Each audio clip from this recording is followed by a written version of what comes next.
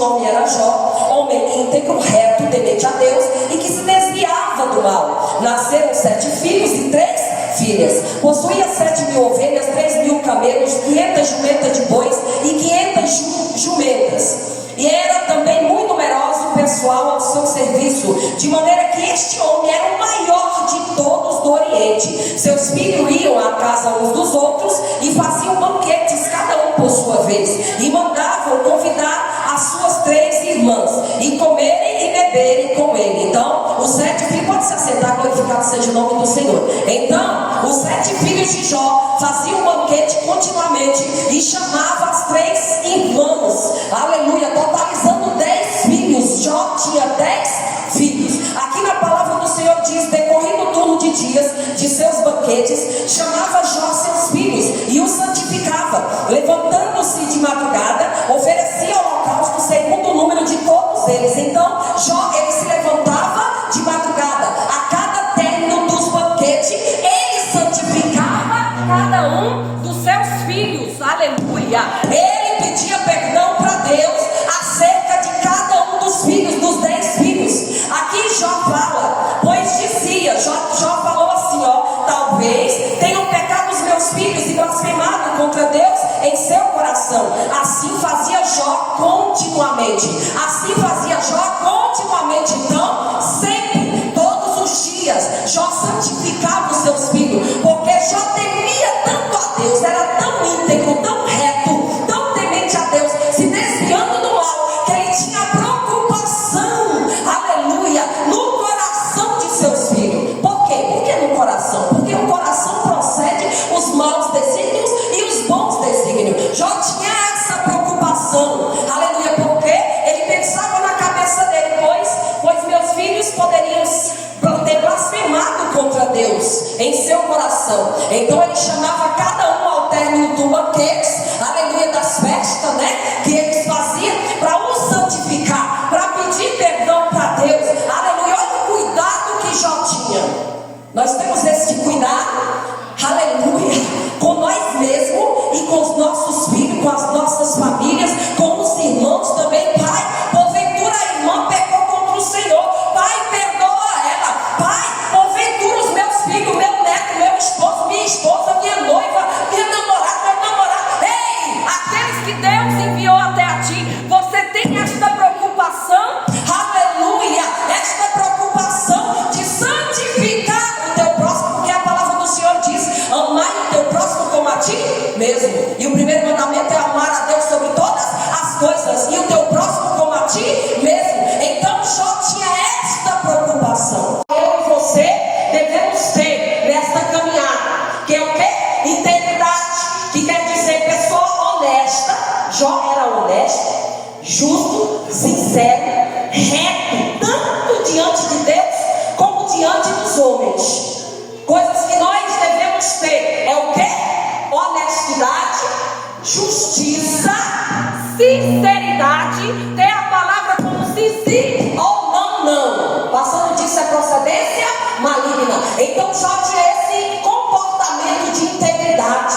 Se era sim, era sim. Se era não, era não. Ele era tão justo, que ele tratava os seus, aleluia, serviçais como membros da família. Não achava pecado nenhum em Jó. Por isso que chamou a atenção de Deus, mas também chamou a atenção de Satanás. E retidão missionária é uma pessoa correta, que anda de acordo com os padrões de Deus. Jó, ele não pecava perante os olhos de Deus, porque ele tinha cuidado de santificar. Lembra do Salmo 51, a qual foi falado hoje aqui?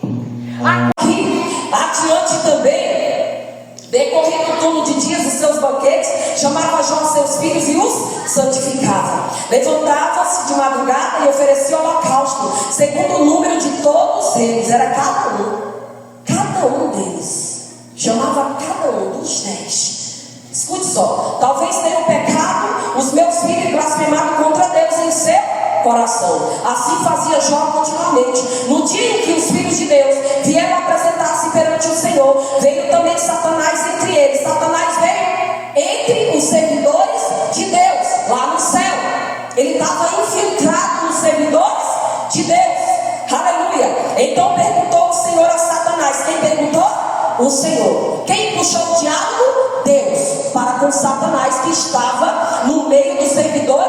de Deus lá no céu. Então perguntou o Senhor a Satanás: de onde vens? Olha o que Deus falou: de onde vens? Só foi rápido e sucinto. De onde vens? Olha aí. Satanás respondeu ao Senhor e disse: de rodear a terra e passear por ela.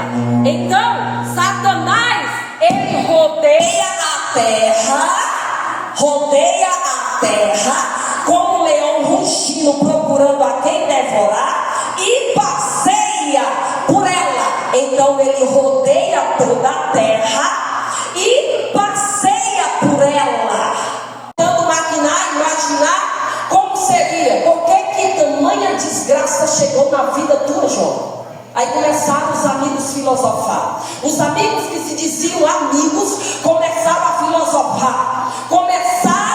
Aleluia. Já chegou 7 dias logo.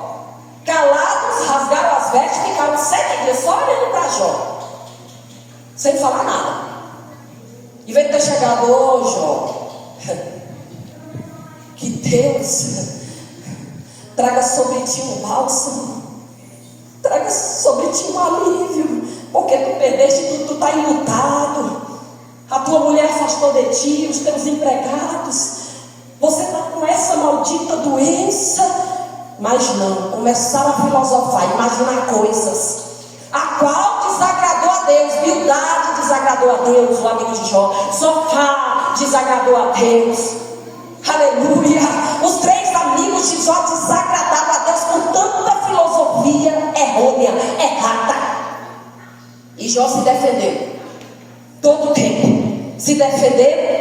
E ele, com fé e perseverança, em diversos versículos aqui do livro de Jó, penetrou os músculos, as juntas, medula, coração, pulmão, e até chegar ao tutano dos ossos. Sabe por que eu falo ao tutano dos ossos?